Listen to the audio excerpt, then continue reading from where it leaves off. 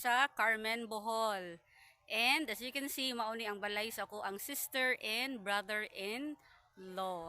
So nami diri para pahuway, relax ning bakasyon mi diri guys. And at the same time, giduon mo lang pod sa ako ang sister ug siyang mga anak ni mama ug ako ang ilahang balay diri sa Carmen, Bohol. Now, atong buhaton karon for this video is mag house tour. So as you considering area guys, mo ni ang ilahang grahian. Supposed to be grahian dagin ta ni siya, pero ingon akong sister nga ganahan ko siya na ay tiray sa iyang balay. So iya na lang gipa additionalan ani kaning mga lingkuranan. If ever naa sila yung mga event like for example birthday or fiesta or any celebration, ari i-held aron dako ang hawan. And then mao din ni ang gawas. Actually, kaning na yuta ang natukuran silang balay is 400 square meters ni siya. Pero, ang ilahang totally nga napalit nga yuta is 800 square meters. So, asa man ang uban anang yuta? Kay 400 square meter naman yung ilahang gitukuran silang balay. So, naa diri sa luyo guys. Kaning luyo diri nga bahin, ilaha pa ning napalit diha. Dira nga area. So, dako-dako po ning yuta mao ni ang entrance door. This one. And then diri nga area mao ni ang ilahang sala. Say hi. Hi. Nagkaon na po ng mga bagkuan ay bugoy ay. Si mama oh. So, mao ni lang sala nga area. Sakto na po ng gidakon. And diri nga area is ang ilahang dining. Naa sila 8 seaters nga table and chairs. Keep quiet kuya. And then kani mao ni ang ilahang master's bedroom. So room sa ko igsuon og sa ilahang bana, and then naapod sila ilahang kaugalingong CR.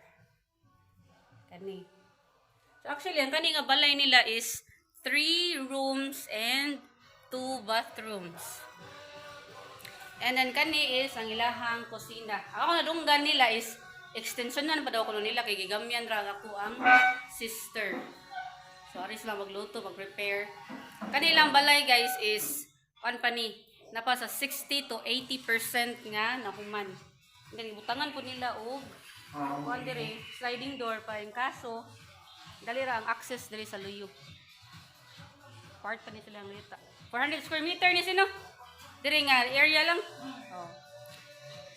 And then ang remaining 2 rooms kani nga room, mo ni ang room sa duha ka bugoy.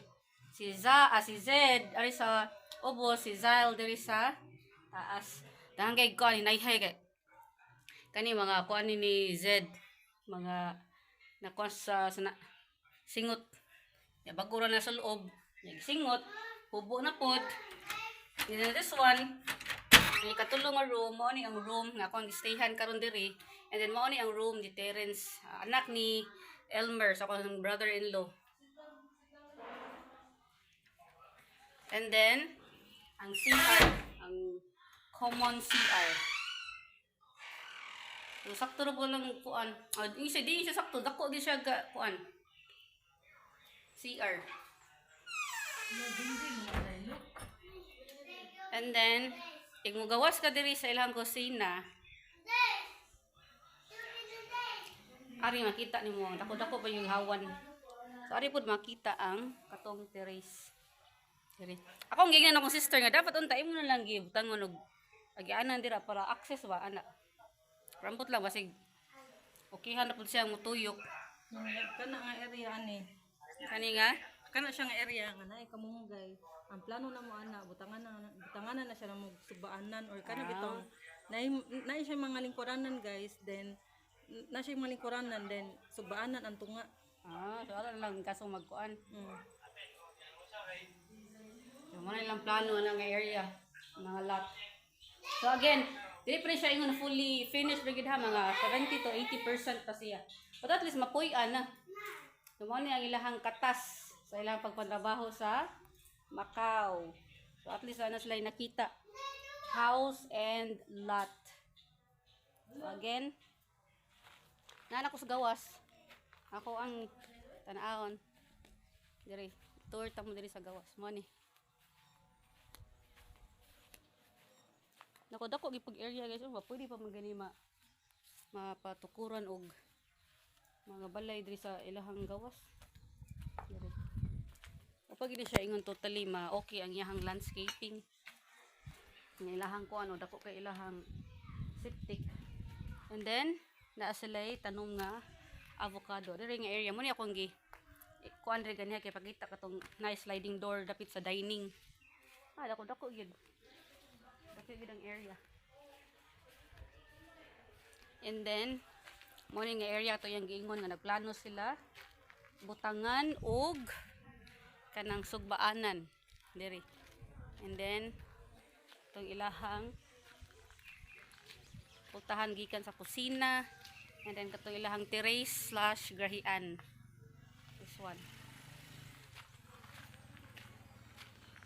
So mao ni ilahang balay sa kuang sister and brother-in-law. So I'm happy no nga at least nagyo nakita ang ilang hinaguan dito na nabaho sa gawas. Kay layo siya silang family niya. Lang kanang sunay, layo sila hang duha ka anak. But at least naslay na pundar para sa ilahang family. That's it guys.